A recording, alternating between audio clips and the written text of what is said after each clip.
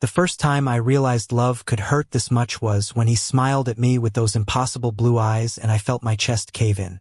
I laughed at myself because here I was, a grown Omega, feeling like a schoolboy with a crush so deep it might drown me. We met on a rain-soaked evening in downtown Boston. I had slipped into a quiet little cafe to escape the storm, thinking I could drown my loneliness in coffee and the smell of wet asphalt. And then he was there, standing by the counter, shaking off rain from his dark hair, his alpha aura undeniable even in that mundane setting. "Do you mind if I share this table?" His voice was smooth, teasing in a way that made my pulse spike instantly. I blinked. Sure." And just like that, my life pivoted on an invisible axis I couldn't name. He was reckless in ways that made me ache. Daniel. He had this way of leaning too close when he laughed, letting me catch the faint scent of his alpha pheromones, warm, intoxicating, yet grounding. Leo, tried to resist, tried to maintain some dignity, some control. But the more I resisted, the more the ache spread through my bones. Weeks turned into months, and our connection deepened in ways neither of us could or would admit. Every accidental brush of our hands sent sparks. Every look lingered too long. Every night I lay awake, replaying his laughter, wondering if he even thought about me when he wasn't around.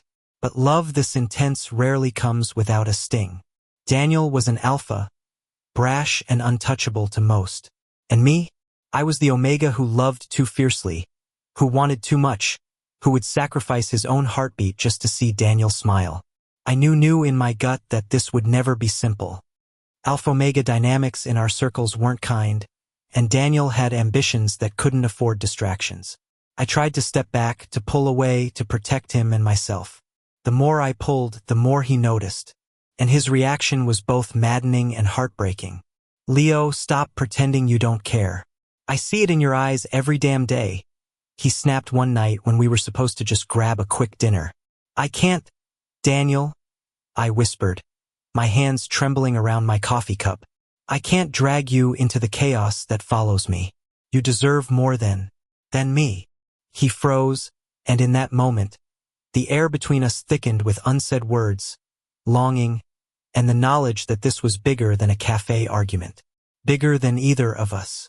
And yet, despite my attempts to distance myself, I couldn't escape him. The night I left, it rained harder than I'd ever seen. I watched him from across the street, his figure blurred by the downpour, the neon lights reflecting in puddles. My heart screamed against my reason. I wanted to run to him, to grab him and never let go. But I couldn't.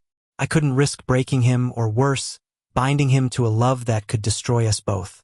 I left a note, folded neatly on his apartment door. Just a few lines, nothing grandiose, but enough to explain what I couldn't voice aloud. "I love you more than you'll ever know. That is why I must go. Be happy. Be free. Forgive me for not being enough." Then I disappeared into the night, my chest tight, lungs burning with the effort to not turn back. Days turned into weeks, weeks into months, and each day without him felt like a lifetime. I threw myself into work, into meaningless interactions, anything to numb the empty space he left behind. But every text notification, every phone call from anyone, sent my heart racing with irrational hope that it was him. And then came the rumors, inevitable, cruel whispers about Daniel moving on, dating, laughing with someone else. Omega instincts clawed at me, a raw, primal jealousy that burned hotter than anything I'd known. But I clenched my fists and swallowed the bile. I had chosen this pain. I had chosen to let him go for his happiness. Then one rainy night, fate, or perhaps the cruel irony of the universe, brought him back. I was leaving a bar, umbrella barely protecting me from the torrent, when I bumped into someone, and there he was, soaked, glaring, furious, but unmistakably Daniel. "Leo," he growled, voice low and dangerous. "Did you really think I'd let you vanish without a trace?" My heart stopped. "You thought it was what you needed." His laugh was bitter, shaking with emotion. "Needed? Leo, I've been miserable without you. Every day I've been miserable." The rain washed over us, soaking us to the bone, but I didn't care. I barely noticed the chill as he stepped closer, his hands finding mine, rough and warm, grounding me, claiming me. "You should have fought, Leo," he whispered, his forehead resting against mine. "Fought for me, for us." I wanted to argue, to tell him I had, in my own way, fought by letting go. But the words caught in my throat. The ache in my chest shifted no longer just pain, but something raw, electric, overwhelming. Daniel tilted my chin up gently, forcing my gaze to meet his. "I don't care about the world, or the whispers, or what anyone else thinks. Care about you. Only you." And just like that, the barrier I had built crumbled. The walls of fear, of duty, of self-sacrifice, fell away in the storm. I wrapped my arms around him, clinging, desperate, finally letting myself feel the depth of my longing. That night, in the small, forgotten alley behind the cafe where we first met, we kissed in the rain. Not gently, not politely, but with the desperation of two souls who had been torn apart and found each other again. My hands tangled in his hair, his strong arms pulling me closer until we were one, drenched and trembling, but together. For the first time in months, I felt whole. But the road ahead was not simple. Being together openly was dangerous. The world wouldn't understand, and the pressures of alpha dominance and omega vulnerability loomed over us. Yet, in Daniel's eyes, I saw a promise. Promise that we would navigate it together. Days turned into nights, and nights into whispered confessions and clandestine meetings. The tension of secrecy, combined with the intensity of our emotions, only deepened our bond. Every touch, every glance, every whispered "I love you" was magnified by the risk, by the knowledge of how far we had fallen and risen back into each other's arms.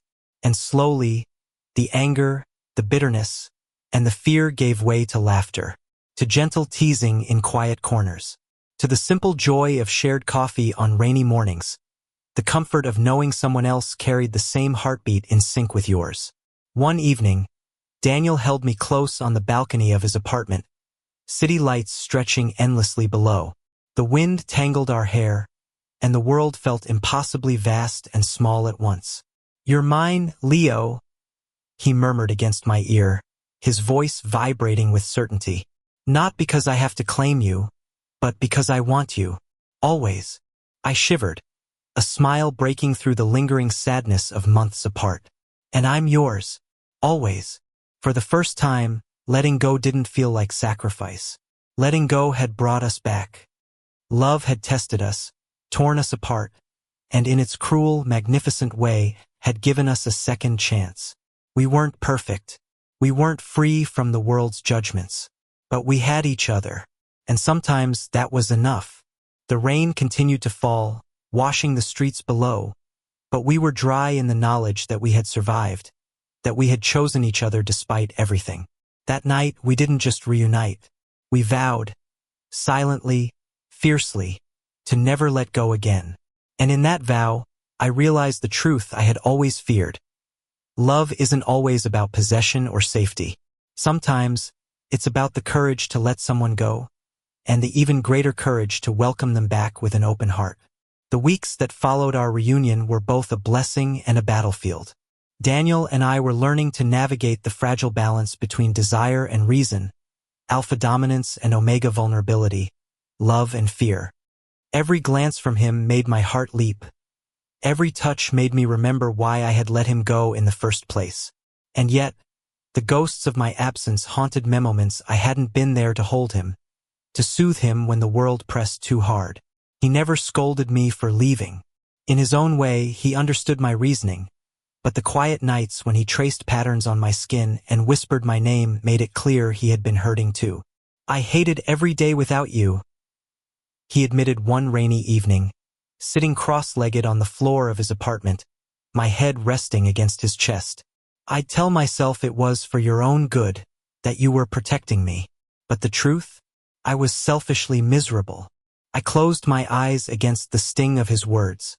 "Daniel, I thought I was protecting you from me, from my chaos, from everything I bring into your life." "Leo," he whispered, tightening his arms around me. You bring everything I've ever wanted. Chaos, light, warmth, even the heartbreak. I'll take it all if it means being with you. I shivered in the intensity of his confession. The world outside didn't matter then, the danger, the judgment, the whispers. All that mattered was the warmth of his body against mine, the steady rhythm of his heartbeat, and the knowledge that he wanted me as fiercely as I wanted him. And yet, love in our world was never just about heartbeats. Being an Omega in a society that revered alpha dominance came with its own trials. Daniel was ambitious, always moving forward, always aware of the eyes that watched him. Our moments together were stolen hidden kisses in alleyways, secret touches in crowded rooms, and whispered confessions when no one else could hear. One night, as winter deepened and snow began to blanket the streets, Daniel and I found ourselves in a secluded corner of the city park. The air was crisp, and the glow of street lamps reflected off the snow, painting everything in a soft, magical light. "I don't want secrets anymore," I confessed, my breath visible in the cold night air. "I'm tired of hiding who we are, of hiding us." His hand brushed mine, thumb tracing circles over my knuckles. "Then we won't hide anymore," he said firmly. "We'll face the world together. Whatever it throws at us, we'll handle it. Together." I wanted to believe him. I wanted to trust that our love, fragile yet fierce, could withstand the scrutiny, the danger, the expectations. But fear lingered, gnawing at the edges of my resolve. The first challenge came sooner than I expected. Daniel's professional world, already riddled with alpha politics and high-stakes maneuvering, collided with our private lives in a way neither of us could ignore. A new project, a high-profile opportunity that demanded his attention, meant exposure to rivals who would exploit any weakness. And in our society, an openly Omega companion could be seen as a liability. I could feel the tension before he even spoke. His hands, usually so steady and confident, trembled slightly as he sat across from me in his apartment one evening. "They're watching Leo," he murmured, voice tight. "They know about user at least suspect. One wrong move and they could ruin everything. You could. We could." I placed my hand over his, squeezing gently. "Then let them watch. Let them whisper. I don't care what they think. Care about you. About us." Daniel's blue eyes, sharp and piercing even in the dim light, softened. "I'm scared," he admitted, a rare vulnerability spilling into his words. "Scared that my choices could hurt you or that I could lose you again." "You won't," I said, my voice firm despite the tremor in my chest. "I've already lost you once. I'm not letting it happen again." That night, we made a silent pact not just to survive the dangers outside, but to protect each other fiercely. Our love, tested by separation, was now tempered with resilience. Every stolen kiss, every shared laugh, every gentle touch became a battle cry. We were together, and nothing could erase that. Winter gave way to spring, and with it came a fragile sense of normalcy. We began to exist in the world as ourselves, carefully, cautiously. Daniel insisted on introducing me to a few trusted friends, weaving me into his life with a slow, deliberate courage. Each introduction was a victorious small rebellion against a society that tried to dictate the rules of love, of dominance, of partnership. And yet, even in these small victories, danger lingered. Alpha politics were ruthless, and rivals were relentless. Daniel's enemies, both personal and professional, began to test the boundaries, probing for weaknesses in our bond. And sometimes, in the quiet moments, I could see the weight of that pressure reflected in his Aisa mixture of exhaustion, frustration, and unspoken fear. One particularly tense evening, we found ourselves at a gala, a showcase of Daniel's latest work. The air was thick with expectation, the crowd buzzing with whispered evaluations and hidden agendas. I stayed close, my hand resting lightly on his arm, a silent anchor in the sea of scrutiny. "You'll be fine," I whispered, though my own anxiety tightened around my chest like a vice. "I'm here. I've got you." His lips brushed my temple in a brief, fleeting kiss. "I know," he murmured, the confidence in his tone masking the storm of nerves beneath. And that's enough. The night passed in a blur of handshakes, compliments, and calculated smiles. But every glance between us, every fleeting touch, reminded me that we were fighting more than just societal norms. We were fighting for the right to love openly, to claim our place in a world that didn't always welcome our kind. It was late, long after the gala had ended, when we finally retreated to the quiet sanctuary of his apartment. Daniel sank into the couch, exhaustion evident in every line of his body. I sat beside him, my head resting against his shoulder, savoring the warmth and presence of him.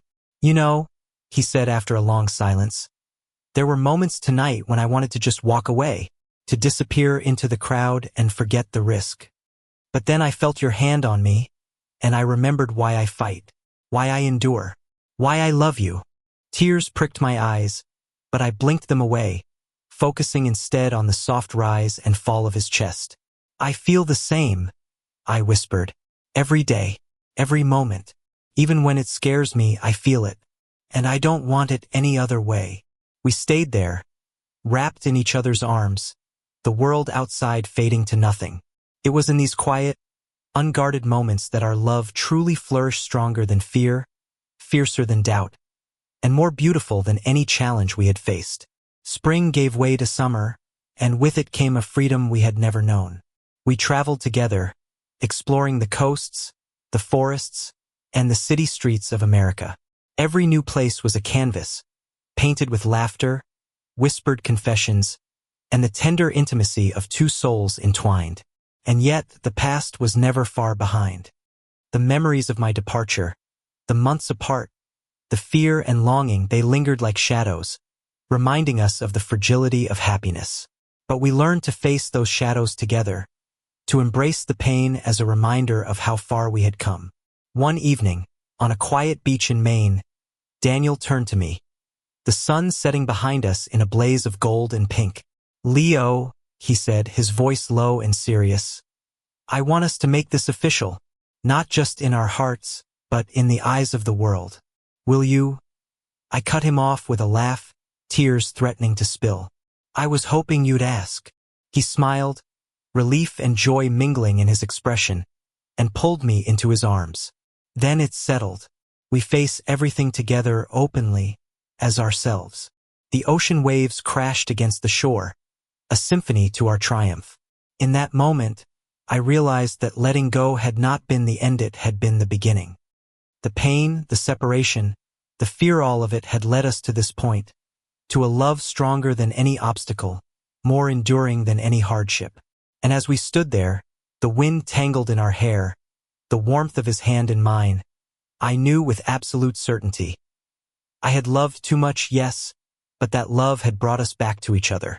It had given us the courage to fight, to endure, and ultimately to be free. Daniel kissed me then, slow, lingering, a promise of forever. And I responded with all the love I had held back for so long, pouring it into that kiss, into that moment, into the bond that could never be broken. We had survived separation, societal pressures, and our own fears. We had fought for our right to love, and in the end we had won, not just for ourselves, but for the possibility of a love that refuses to be silenced. That night, as we lay together under the open sky, the stars reflecting the infinite possibilities of our future, I whispered the truth I had once feared to voice. I would leave you again, if it meant bringing us back here. Daniel smiled, brushing a strand of hair from my face. "And I would wait for you, always." And with that, we fell asleep in each other's arms, the world outside irrelevant, our love an unshakable force that no obstacle, no fear, no absence could ever diminish. For the first time, letting go had led us to everything we had ever wanted. And now we had it all together, unafraid and free. Thank you for listening. Don't forget to like and subscribe to stay updated with the latest videos.